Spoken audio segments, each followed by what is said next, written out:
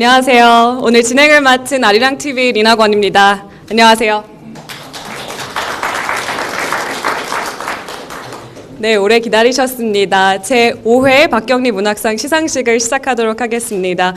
바쁘신 중에도 축하해 주시기 위해 먼 길 찾아주신 여러분들께 먼저 감사 인사를 드리고 싶습니다. 자, 수상에 앞서 먼저 박경리 문학상 소개를 잠시 해드릴까 하는데요. 어떻게 생각하세요? 해도 될까요? 네, 괜찮은가? 네, 반응해 주셔서 감사합니다. 박경리 문학상은 한국을 대표하는 박경리 작가를 기려 토지문화재단과 강원도와 원주시의 지원을 받아 2011년 제정한 세계 작가상입니다. 2011년 국내 최윤은 작가, 2012년 러시아 류드밀라 우르트카야, 2013년 미국 메릴린 로빈슨, 2014년 독일 브런슈크 작가가 수상했는데요. 자, 2015년 올해 제5회 수상자는 이스라엘의 아모스 오즈 작가가 선정되었습니다. 먼저 큰 박수 부탁드릴게요.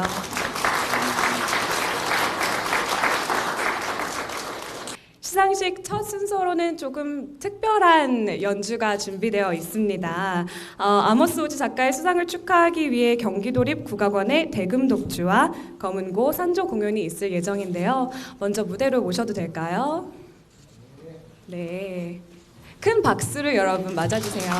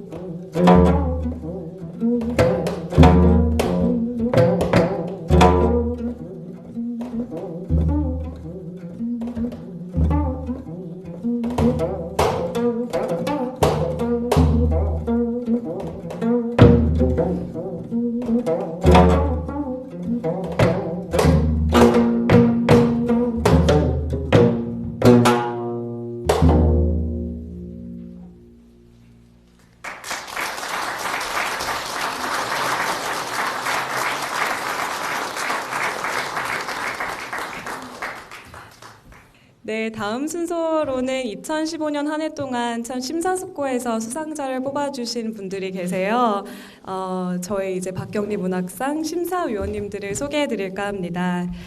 김우창 심사위원장님, 김성곤, 김승옥, 김우조, 이세기, 최윤 심사원님들 자리에서 잠시만 일어서 주시겠어요? 네, 안녕하세요.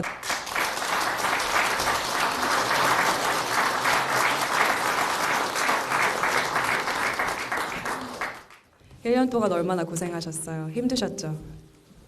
네, 이어령 위원장님께서 사실 이 자리에 오시지 못하셨어요. 건강이 좋지 않아서 인사 말씀을 대신 보내주셨거든요.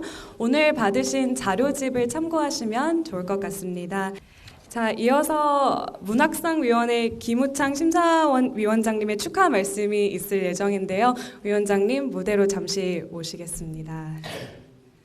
축사 토지문화재단 박경리문학상위원회 2015년 박경리문학상 심사위원회 이름으로 금년도 상을 받으시게 된 아모스 오즈 선생에게 축하의 찬사를 드립니다. 이어령 선생께서 이 수상식을 주관하시는 것인데 건강 때문에 오시지 못하여 제가 그 대신을 하게 되었습니다. 심사위원회 심사 과정에 관계된 약간의 사실을 말씀드리도록 하겠습니다. 처음에 심사 대상이 되었던 작가는 24명으로 남북 아메리카, 아시아, 아프리카, 유럽 여러 나라의 작가들이었습니다. 최후의 후보자로는 미국, 이스라엘, 인도, 체코, 칠레 국적의 5작가가 남았습니다. 그 중에서 최종 후보자의 아모스 오즈 선생이 만장일치로 선정되었습니다. 오즈 선생의 작품에서 독자들은 오늘날 이스라엘을 움직이는 여러 세력들을 의식하게 됩니다. 그리고 서로 대결하고 합류하는 이 힘들 가운데서 인간적 진실에 이르고자 하는 등장인물들의 노력에 공감하게 됩니다.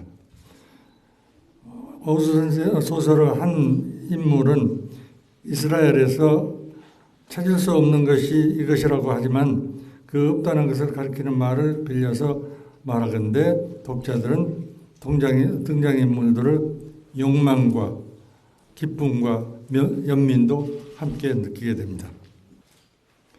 이스라엘 사람의 삶에 움직이는 여러 세력들이 있고 그것을 북돋는 아이디어들이 있습니다.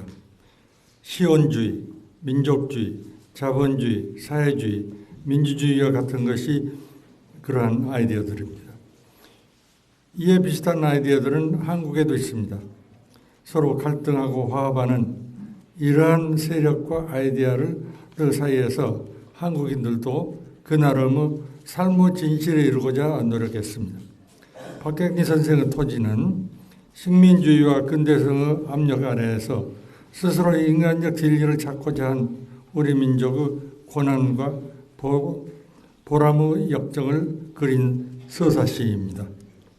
조금 환상적인 얘기를 한다면 유대의 전설에 사라진 유대부족이라는 이름의 전설이 있습니다. 영어로는 Lost Tribes of Israel이라고 합니다. 예, 그리고 이 사라진 유대부족에서 당군의 후손이 그 부족의 하나라는 전설도 있습니다. 적어도 세력과 아이디어 그리고 그 틈에서 겪는 진실을 위한 고난의 체험이라는 관점에서 이 전설이 전적으로 황당한 것만은 아니라고 할 수도 있을 것입니다. 다시 한번 오주 선생의 수상을 축하합니다.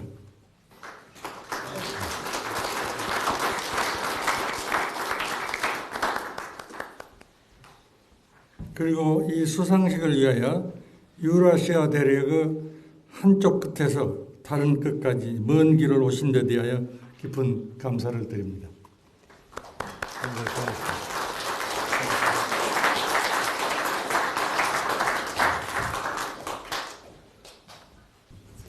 네, 바로 이어서 이제 오늘의 가장 기다리던 순간인 것 같아요. 박경리 문학상 상장 시상이 있겠습니다. 또 이게 굉장히 특별한 상장이라고 들었어요. 멋있더라고요. 탐날 정도로. 네. 네, 시상 역시 박경리 문학상 심사위원회 김우창 심사위원장님께서 대신 해주시겠습니다. 네, 2015 박경리 문학상 아모스 오즈. 선생님께서는 문학 본연의 가치를 지키며 세속과 타협하지 않는 작가의 길을 꼿꼿이 걸음으로써 세계 문학으로 높은 문학성과 보편적 가치를 지닌 작품을 남기셨기에 이 상을 드립니다. 2015년 10월 24일 박경리 문학상위원회 위원장 이어령 드림.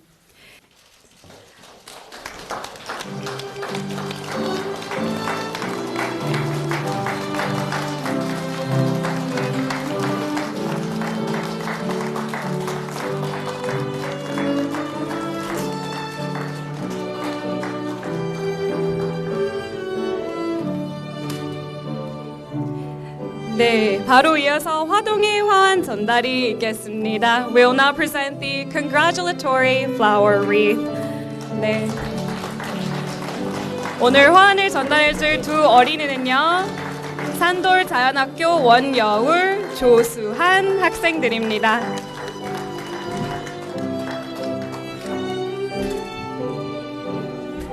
네, 곧 이어서 시상자 및 수상자의 사진 촬영이 진행되겠습니다.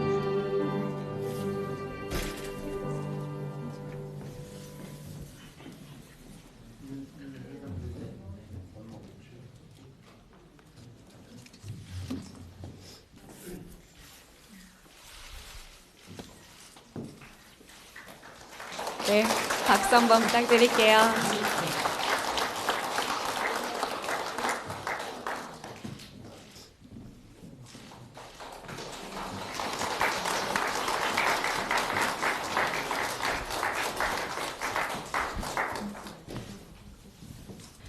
네, 이제 아모스 오즈 작가의 박경리 문학상 수상 소감을 들을 차례인데요.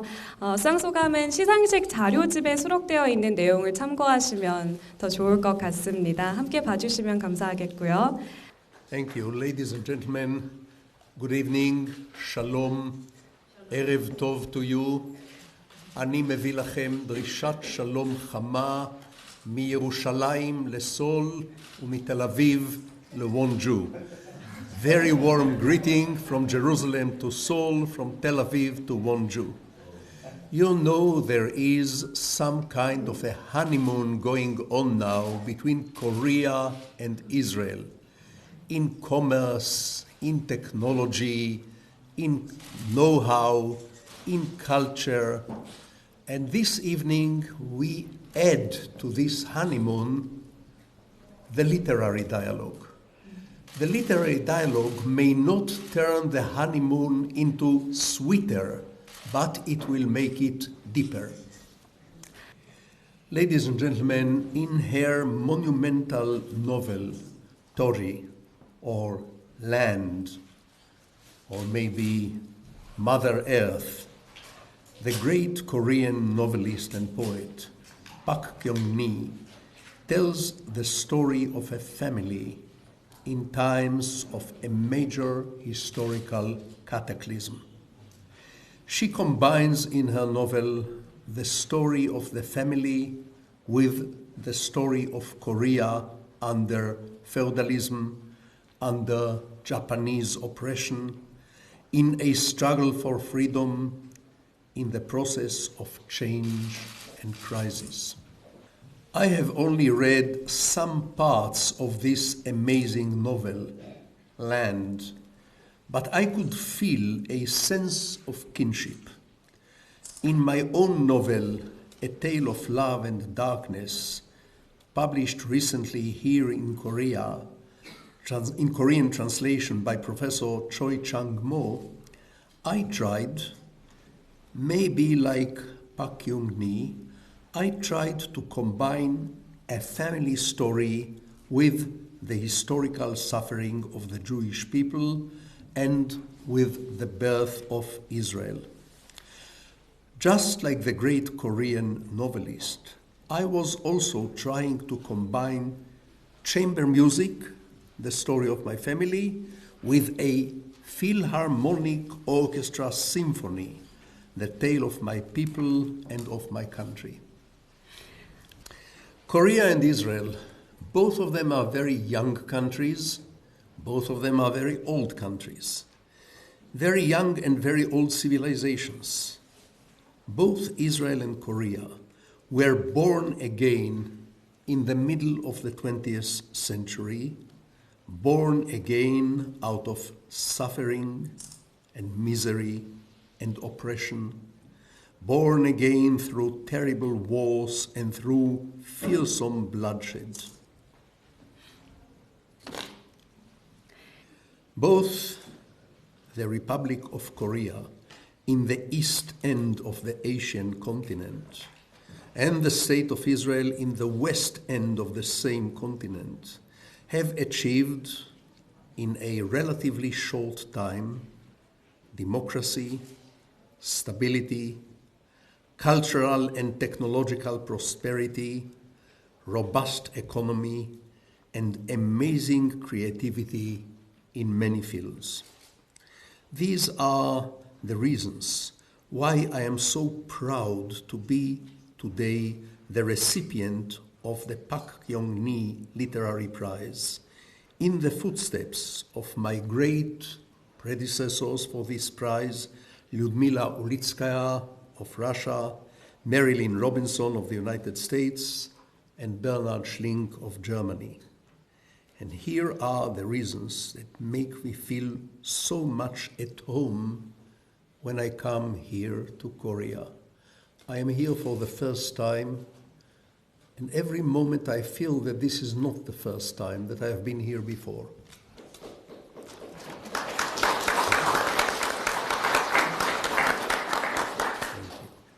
Ladies and gentlemen, please try to imagine a small village at the foot of a volcano that is about to erupt. The volcano trembles and squeaks all night, emits smoke and sparks, growls and rumbles, and from time to time sends red-hot boulders rolling down into the village. Here inside the village lies a woman who cannot fall asleep, not because she is afraid of the volcano, but because she senses that her son, 16-year-old, who lies in the next room, is tossing and turning in his bed and can't fall asleep. The boy can't fall asleep not because he is anxious about the volcano, but rather because he has fantasies about the widow who lives down the lane. And the widow herself is awake all night, not from fear of the volcano, but because her young daughter has been seeing a man twice her age. And this old man is himself awake all night, not because of the volcano, but because he desperately wants to be elected to the town council, but his chances are not very good. Ladies and gentlemen, this scenario depicts Israel in time of war, Israel in time of occupied Palestinian territories, of threats to destroy Israel, of suicide murderers, of settlements, and of existential fear. Daily routine, everyday life goes on despite it all. goes on from one year to the next with all its prosaic smallness and with all the majesty of its heroic strength.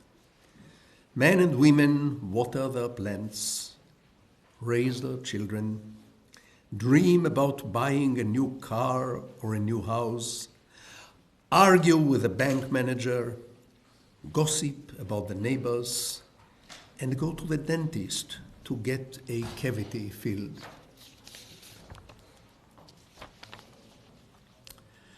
But this scenario is not just a depiction of Israel from the day it was found in 1948 to the present day.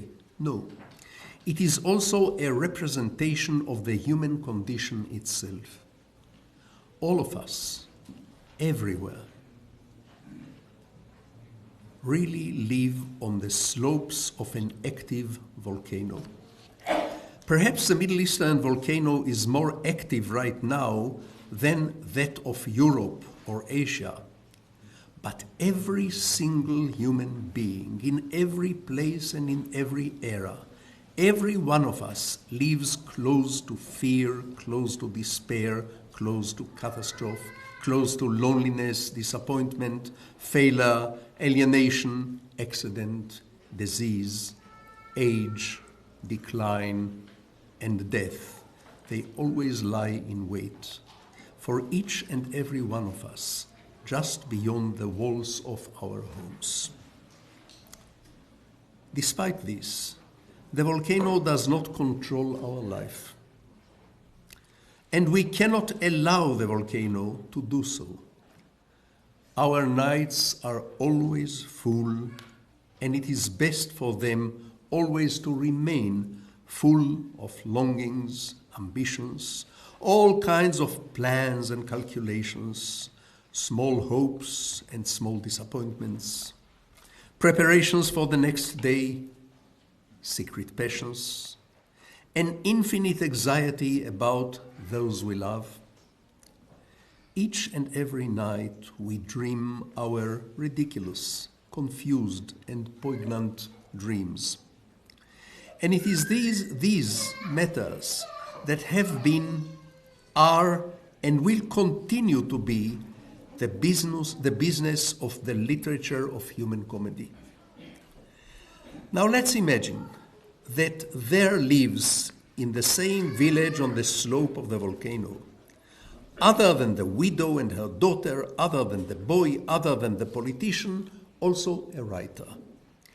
What will the village writer do in those nights half lit by the magma's flames? As long as the widow is awake and the fantasizing boy twists and turns in bed, and the candidate paces from window to door, our writer will have no lack of material for his writing. When I was a boy in Jerusalem, we had a neighborhood parliament. By this I mean that those neighbors who liked to talk and argue used to gather each evening in Mr. Oster's corner grocery store. Among the members of this neighborhood parliament were ideologues, ideophiles. There was even a bookbinder who had worked out in detail a utopian theory of global erotic communism. All men and all women should be available to whoever wanted them. And thus, he said, hatred, jealousy, rivalry, wars, and social prejudice would vanish from the face of the earth once and for all. Our ideologue laid out this idea in long letters that he sent to Stalin, with copies to the Pope in Rome and to Mahatma Gandhi in India. But I noticed that this prophet of global erotic communism, this prophet, each time he pronounced the word woman, or even the word legs, he would blush all over his face and begin to stutter. There was also a very nationalistic young man who swore to kill the British High Commissioner of Palestine in Jerusalem with his own hands. But this hero, he fainted in Mr. Oster's grocery store. He fainted when Mrs. Oster had a bloody nose. We will never need to look for new subjects for literature. The subjects for literature are everywhere. The human comedy is everywhere. The human comedy is the human tragedy. They are one and the same. When we were little, we were taught at school that tragedy is one planet where you cry, and comedy is a different planet where you laugh. It's not true. It's the same planet. Comedy and tragedy are no more than two different windows through which we can glimpse at the same garden, at our own life. Now the question is, does the writer from the village below the volcano also have some sort of moral or social or political responsibility? Does he have to raise his voice in protest every day, all day, perhaps just once a week? Maybe I can put it this way. A writer works with words. From morning to night, a writer is surrounded by the chips and sawdust of his language, just as a carpenter is surrounded by the vapors of wood and glue. This imposes on the writer a certain responsibility to language. Anywhere that words full of hatred are wielded like a hatchet against particular groups of human beings, a physical hatchet will soon appear. The writer can serve as the language fireman,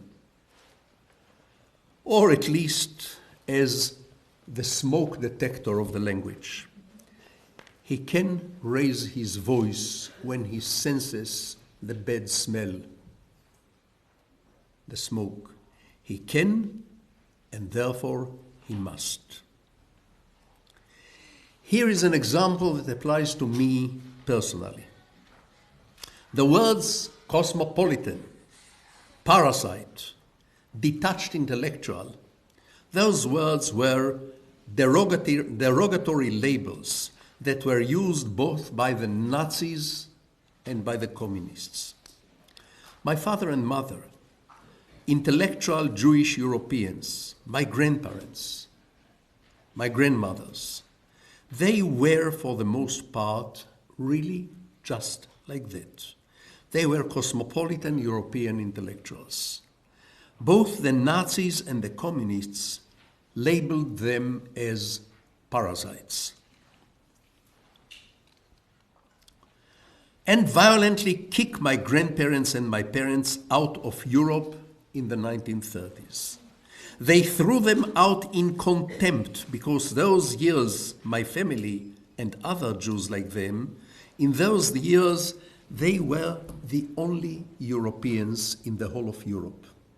Everyone else was a Latvian patriot, or a Serbian patriot, or a German, or a Bulgarian, or an Irish patriot.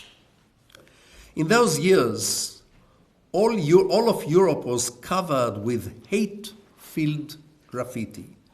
Jews, go back to Palestine! Exclamation mark. Just as the very same walls are now, today, covered with hateful graffitis which read, Jews, get the hell out of Palestine.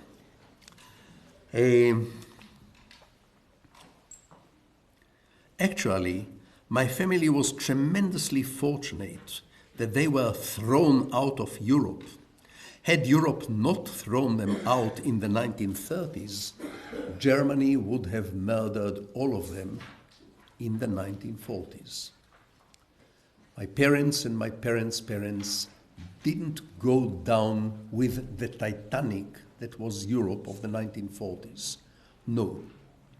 They were rudely cast off the ship in the 1930s, when all the lights on the deck were still twinkling, and in all the halls, all the other passengers, those who were not Jewish, still ate and drank and danced.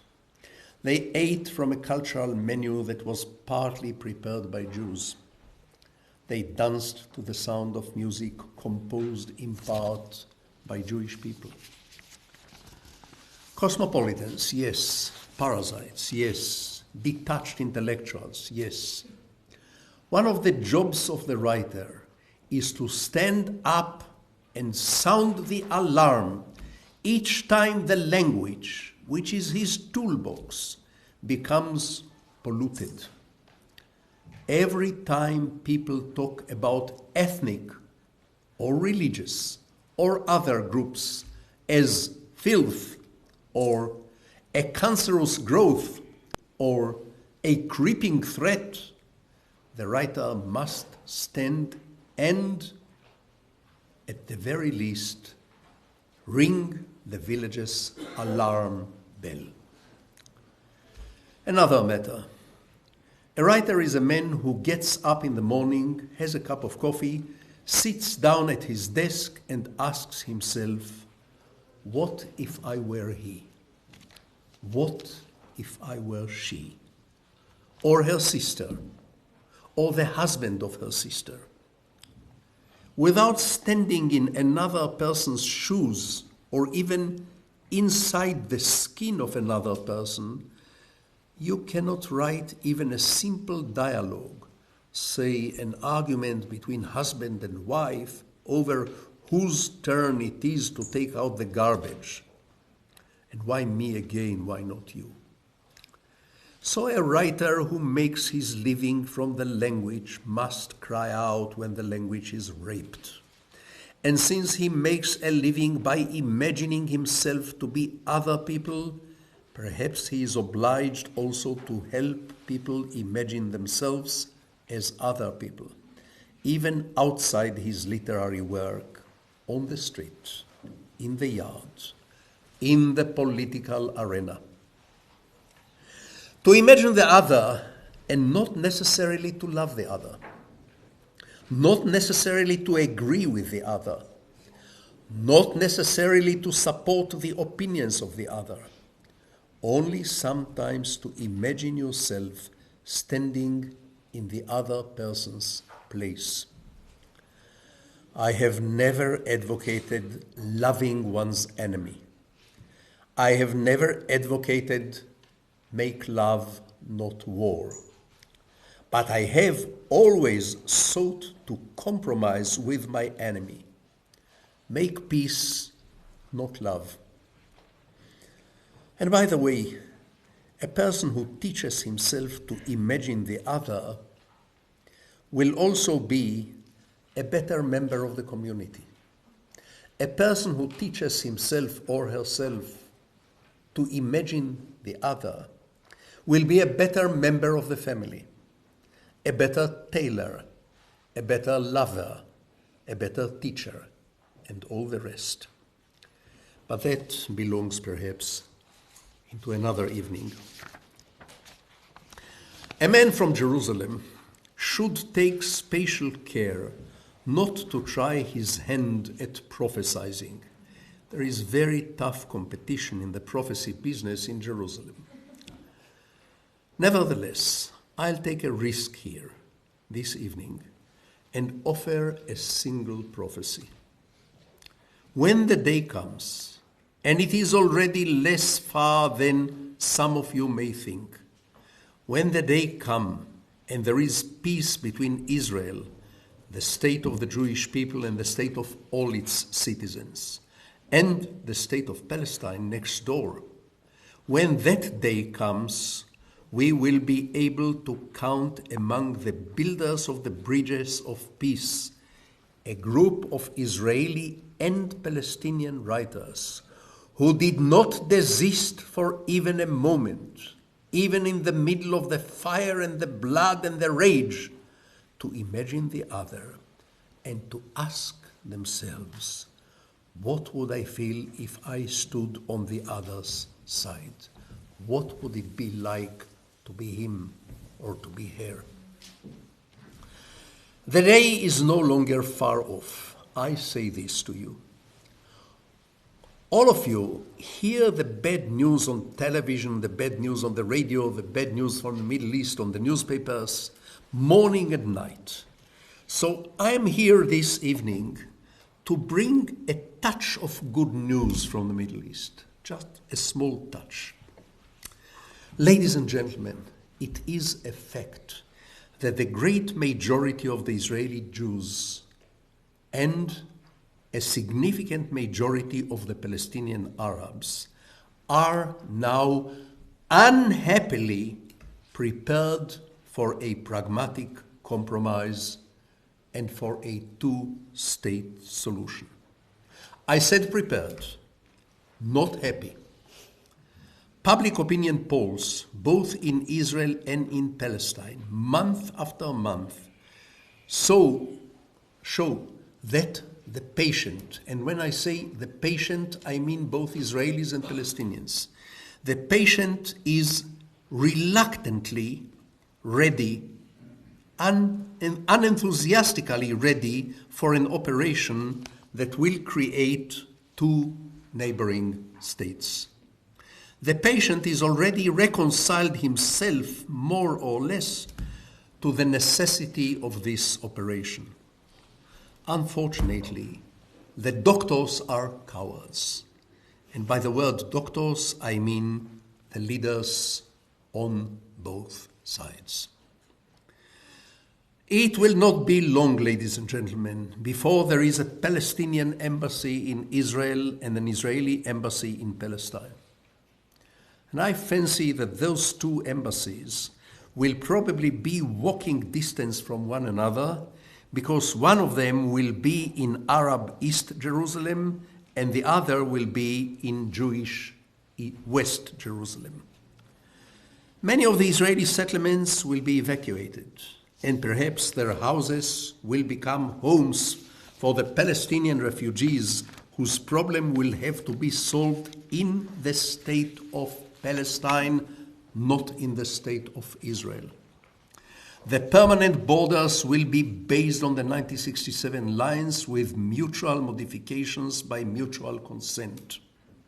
Spatial arrangements will govern disputed holy places.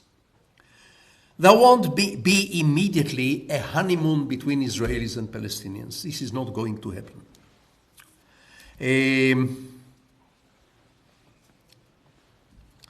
But there is a good chance for a gradual development of more or less neighborly relations.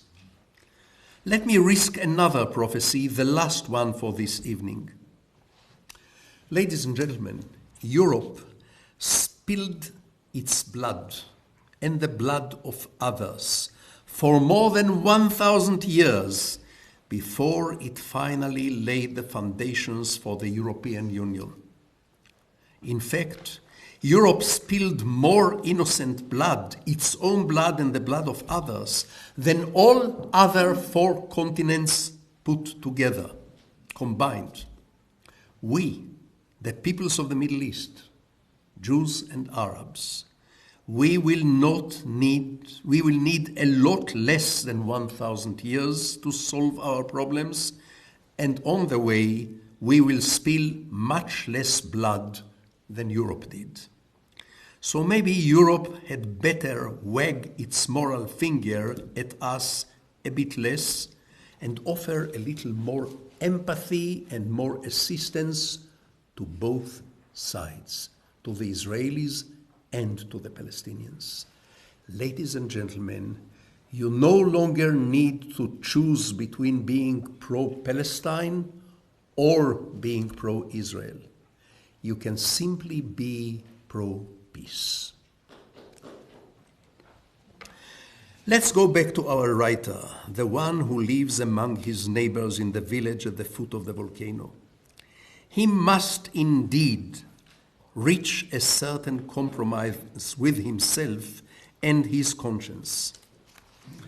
If our writer ignores the cruelty, the terror, the injustice, the oppression around him, and devotes himself 100% to describing the sunset while people are being murdered around him, he certainly betrays his human conscience. On the other hand, if the writer makes all his writing nothing but an angry manifesto against cruelty, angry manifesto against violence, against injustice, he will betray his art and his work. He will become a propagandist, a slogan writer, a walking exclamation point. For my part, each time I want to tell my government, dear government, please go to hell, I write an article, not a story. By the way, my government probably read my articles and prefers not to go to hell.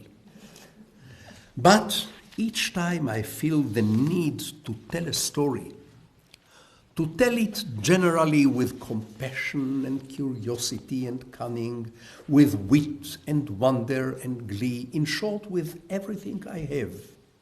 And I tell the story because the need to tell and the need to hear stories is a primal need. It is an elementary need. It is an instinctive need. And this need should not be reduced neither to the realm of politics nor to the precincts of sociology and ideology. The need to tell and hear stories is very much like the biological need to dream. It is like our need to laugh or to be appalled. Like the need for sex. For human beings, at least, sex and literature were born at the same time. The first human sexual act, to differ from animal sexual act, the first human sexual act was inseparably linked to the first fantasy. And the first fantasy ought to be considered as the beginning of literature. And what had the writer in the village at the foot of the volcano best not do? He'd do best not to give up his spatial aptitude for complex vision. He should not exchange it for simplistic viewpoint when he takes a political stand. When the issue was colonialism and decolonization, it was indeed easy to know who was the good and who was the bad. During the Vietnam War, it was easy and convenient to live in black and white. Viewing South Africa's apartheid, it was clear who the victim was and who the villain. But, ladies and gentlemen, the Israeli-Arab conflict is not a Hollywood movie. It's not a Western movie. No, it is a tragedy. It is a terrible clash between right and right. Sometimes it becomes a clash between wrong and wrong. It is a tragedy in the ancient sense of the word tragedy. It is a clash between two different justices. The Palestinian Arabs are in Palestine because Palestine is their homeland. They have no other homeland in the world. The Israeli Jews are in Israel for exactly the same reason. For thousands and thousands of years, there was no country in the whole world with which the Jews could, as a nation, call home. As individuals, yes, but never as a nation. Half the Israeli Jews were, like my family, booted violently out of Europe.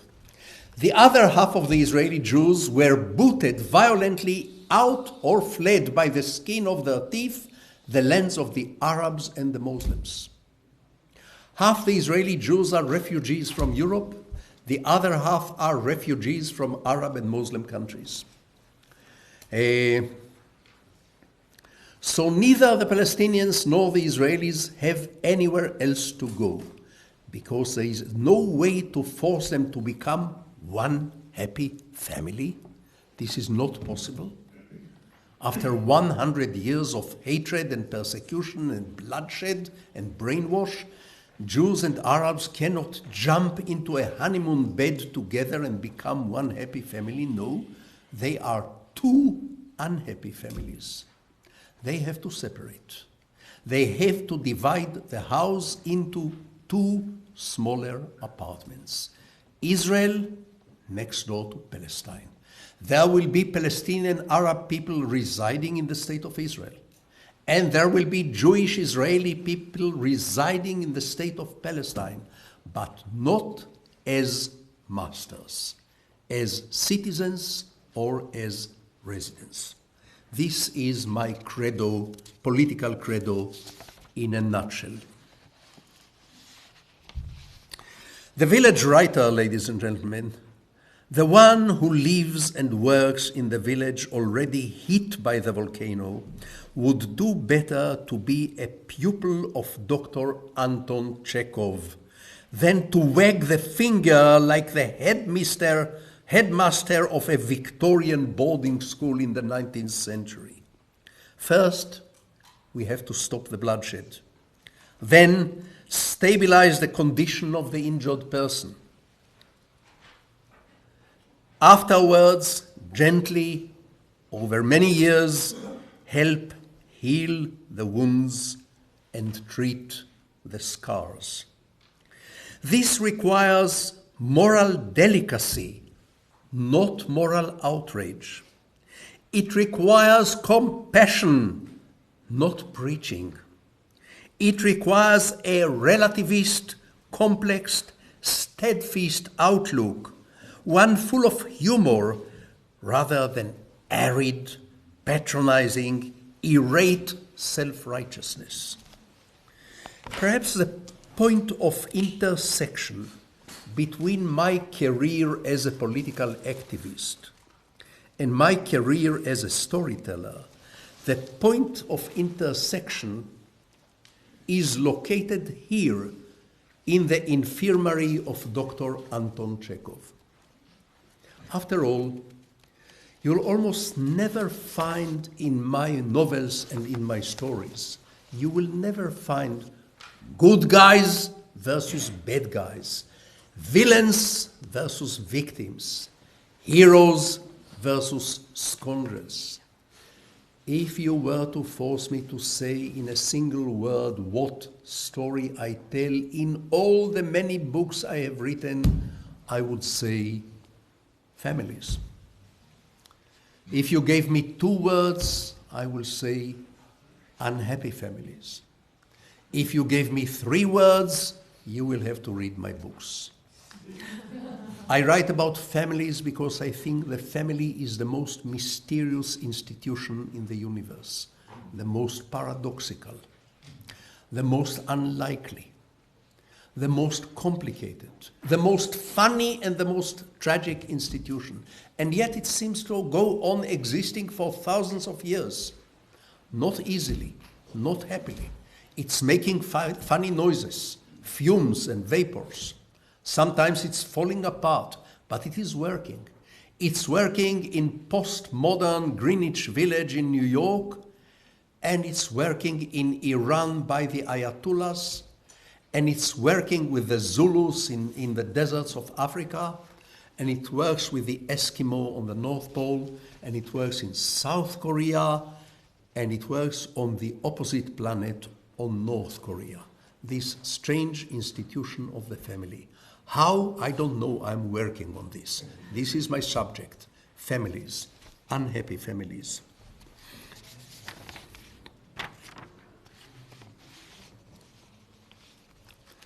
In my recent novel, A Tale of Love and Darkness, just published here in a Korean translation, you won't find a trace of bitterness. I wrote this book about my childhood, about my parents, my grandparents, my ancestors, a saga of the Jewish people in the 19th and 20th century. I wrote this without a single ounce of bitterness. I wrote it with compassion, I wrote it with humor, I wrote it with endless curiosity, and I wrote it with amazement. These are my tools, my working tools: curiosity, compassion, humor, amazement. This is the way I view people. Each time I'm introduced to someone, I view her or him with warmth, with compassion, with humor, and yes, with amazement. I wrote A Tale of Love and Darkness because I wanted to invite the dead to come back to my home. My parents, my grandparents, my dead neighbors, all those dead people who left me many, many years ago, many decades ago. I said, come in, dear dead. Please meet my wife and children. You have never met them. It's time for you to meet them and for them to meet you. And then, dear dead people, sit down, have a cup of coffee, have a piece of cake, and let us talk. Let us talk about all those things that we never discussed when you were still alive. We never talked about emotions. We never talked about feelings. We never talked about your fears. We never talked about your secrets. And about mine. Let's talk it out now. And when we finish, dear dead people, go away. I don't want you to live in my house forever. I don't want the ghost to live in my house forever. But from time to time, please come back. You are invited to have coffee, cake, and conversation, and then go away once again. Isn't it, ladies and gentlemen, isn't this the best way to treat the dead? To invite them from time to time for tea, for cake, for conversation. Don't we all do that in our dreams? Invite the dead for a short visit. A Tale of Love and Darkness is not a memoir, it is a tale. When, for example, I had to write about the reality inside my parents' bedroom and the reality inside the bedroom of my grandparents, I couldn't ask them questions. I'd get slapped on the face. And video cameras, spying cameras had not existed in those days. But I had a very good source for my needs. I turned to my own genes and I asked my own genes, dear my own genes, please tell me, what went between father and mother in bed? What went on between grandfather and grandmother in bed? And my genes, being their genes, they gave me a very precise and detailed answer. So fiction or non-fiction, I don't know and I don't care. In A Tale of Love and Darkness, I wanted to erase the line between fiction and non-fiction. I wanted to erase the line between comedy and tragedy. I wanted my readers to laugh and cry again and again. I wanted to erase the line between the living and the dead. I wanted the dead to come back and go away and come back. And I wanted the living to remember that death is awaiting them.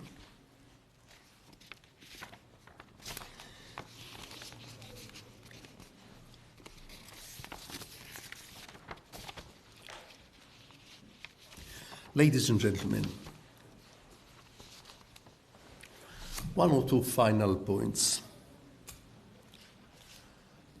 My grandmother taught me how important it is to live with open-ended situations, not to seek an immediate solution for everything.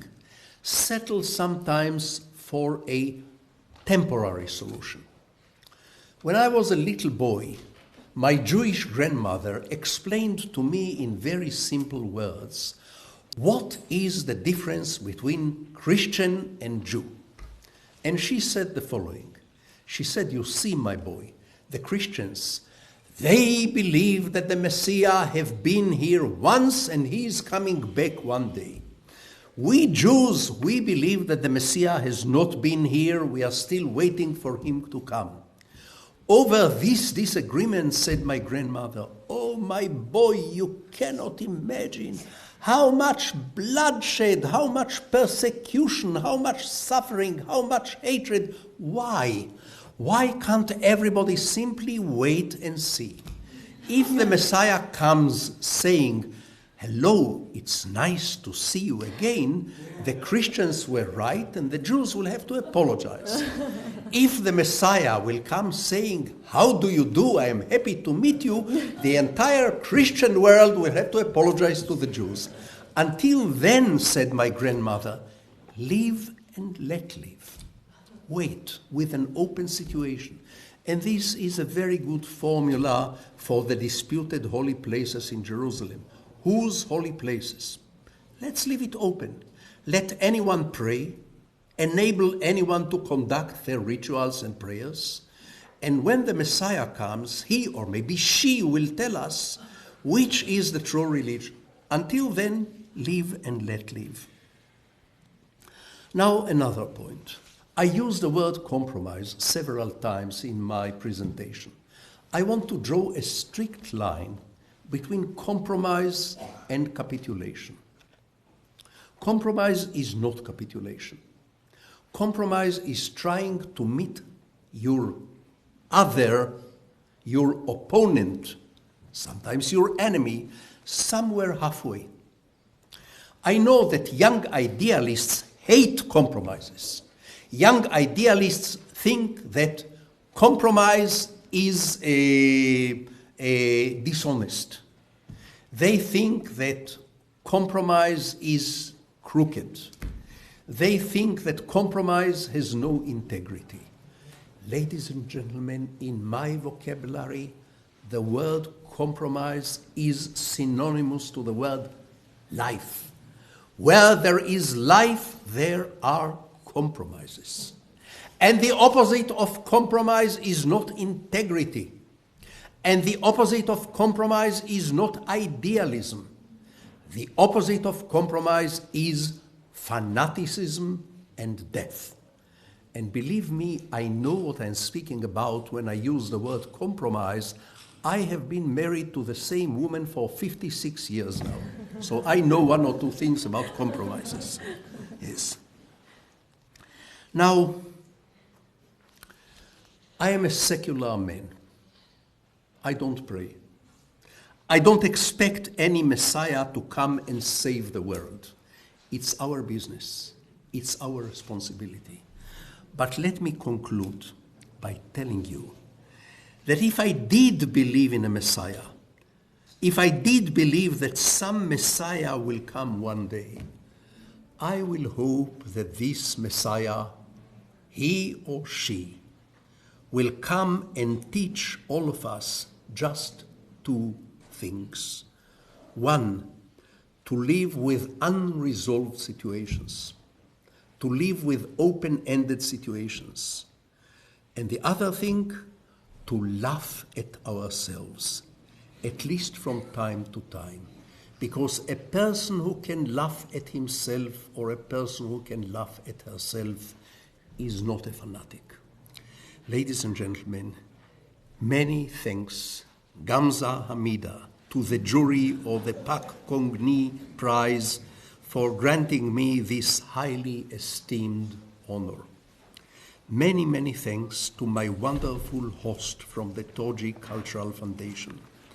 I am surrounded by a bunch of angels from the moment I landed in the airport 3 days ago. it is so wonderful that I start asking myself, maybe I'm not going back to Israel, maybe I'm staying here. So be careful. Ultimately, I am very grateful to my wonderful Korean publishers, to my wonderful Korean translators, to my wonderful Korean readers for making my books travel all the way from Hebrew to Korean. Thank you very much. Thank you.